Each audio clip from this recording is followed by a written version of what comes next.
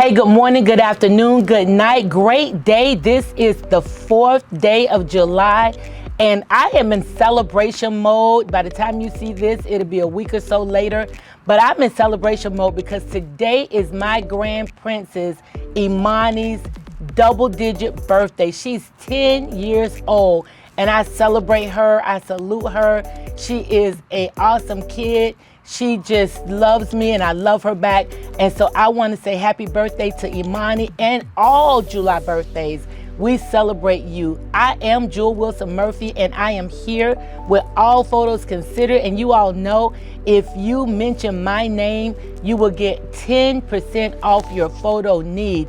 And that should be exciting because it is the summer. There are weddings going on. There's family reunions going on. There's so many things that we want to capture videos and or pictures from. So just remember, Jewel Wilson Murphy, and with All Photos Considered, tell him about me, tell him my name, and he will make sure that you get your discount. And so today, as I said, it is the 4th day of July, and I know a lot of people have a lot of thoughts about saying 4th of July, happy 4th of July or Independence Day. And so sometimes we wonder who really is free. Well, today I want to talk about freedom in celebrations. Freedom in celebrating you, celebrating your family, celebrating your accomplishments, celebrating those things that are important to you. And so again, as I say, today is the 4th day of July and it is my grand princess's birthday. But I want to talk about, how do you celebrate? How do you celebrate yourself? How do you take care of you? You know, we've been talking about self-care. We've been talking about mental health and mental wellness. We've been talking about a holistic approach about taking care of you. And so today I want to lay, if I had a hat, I want to lay our hat on taking care of you, celebration style. How do you celebrate your accomplishments? Not how does others celebrate you? How do you celebrate your accomplishments? You got a promotion on your job. How did you celebrate that? You got a atta-girl with something you did, or atta-boy. We're not going to leave the guys out. How did you celebrate you? Did you look in the mirror and just say, good job to yourself? Oftentimes, we're the last people to celebrate ourselves. Sometimes nobody says anything about that thing that you did that was a good thing, that was a great thing, that was an awesome thing.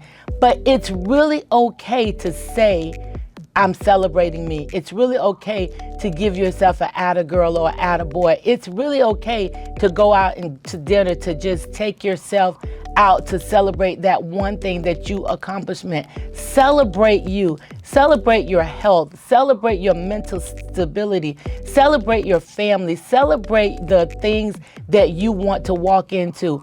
Y'all know what I'm going to say. Write it down. Write down those things that you want to do and that you see when you've done it, you can check it off in celebration mode. What do I mean? Example, I have about 80 days left to be employed, and I am vacillating back and forth because now there's a thing that if I want to stay longer as in 3 more years, wink, wink, I can.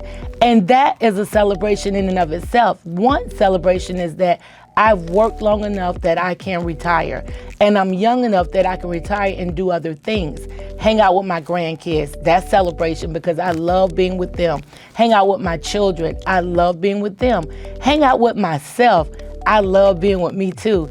Some people have issues with different situations, but today we're not talking about issues, we're talking about celebrations. So if I decide to go ahead and retire on October 31st, that's a celebration. How will I do that? How will I celebrate that? Well, this is what y'all gonna help me do.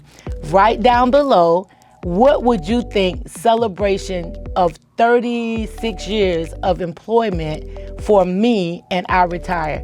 More than likely, I'm going to extend my stay, but I would love to hear your comments about what do I do to celebrate. Even that milestone, if I decide not to celebrate or to retire in October, I still have gotten to that milestone of 36 years of employment. I started working when my oldest son was 3 months old. He is 36 years old now, so that's kind of how I go with that. I've been with my current agency since '99, so that's 23 years, and prior to that, I was at the other agency for 13 years. So that is a celebration in and of itself, to be in your same mode of employment, to be in your same field for the whole time of your life, that's a celebration. Okay, so now if I decide to retire in March, which will be 6 or 7 months later, that's celebration mode. Those are some things that I've accomplished. But now I want to talk about you. What are those things that you've accomplished? Some of you watching, you have already retired. Some of you watching, you've already made some great strides in other things that you may have celebrated or you didn't think you should celebrate. And the celebration focus is not necessarily on what people have done for you, parties, presents, and things like that. You can say those things, that's perfectly fine. But I want to know, how do you celebrate you? How do you celebrate you? Because that can give others ideas of how to celebrate themselves. Go to the beach, relax, just write down in your journal those things that you've accomplished and made you smile. There may be some things that you've not yet accomplished and you want to do those things, and you write those things down. I want to own a condominium, and the celebration will be that when I pay it off, I will do this or that. I want to go to Paris. And the way I'm going to do that, I'm celebrating me because I'm going to go to Paris. I know I have someone watching today that goes everywhere. She goes everywhere. She's my shero. And I'm talking about Miss Alex. She goes wherever she wants to go. She works hard and she plays hard. I want to grow up and be like her. So what is your celebration? How do you celebrate you? I mentioned a few things, and those things are just touching the top of the surface. But I want to know what you do to celebrate you. What is that one thing that you do, or two things that you do to celebrate you?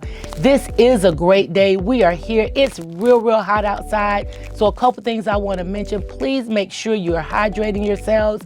Make sure that you're taking care of you, self-care. And that way that you're good for everybody else. And then I want to also mention that we continue to talk about mental health, mental wellness. There's a African American mental wellness month, which is this month. We'll talk a little bit more about that in the coming weeks.